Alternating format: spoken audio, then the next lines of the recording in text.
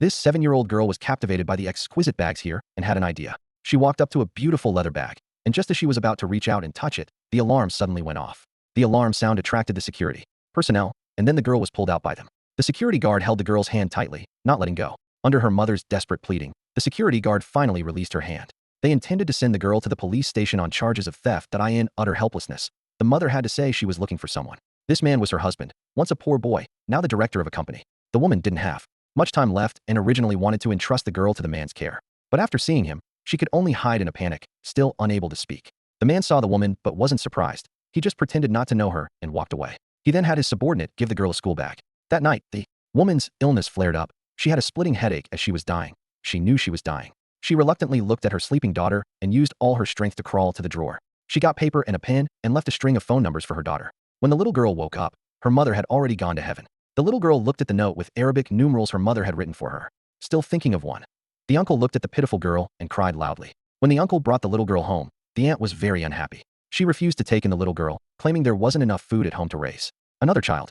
The uncle pleaded with her, saying he would work hard to earn money and eat less himself to make up for the girl's share. In my heart, my family lives in this situation. This bite of food.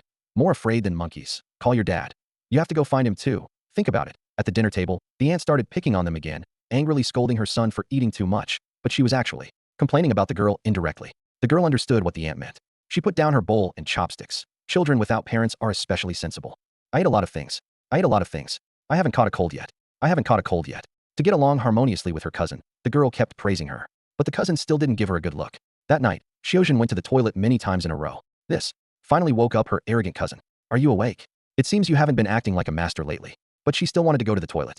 To avoid disturbing her cousin, Xiaojun started to hold her urine. But when she woke up in the morning, she found that she had wet the bed.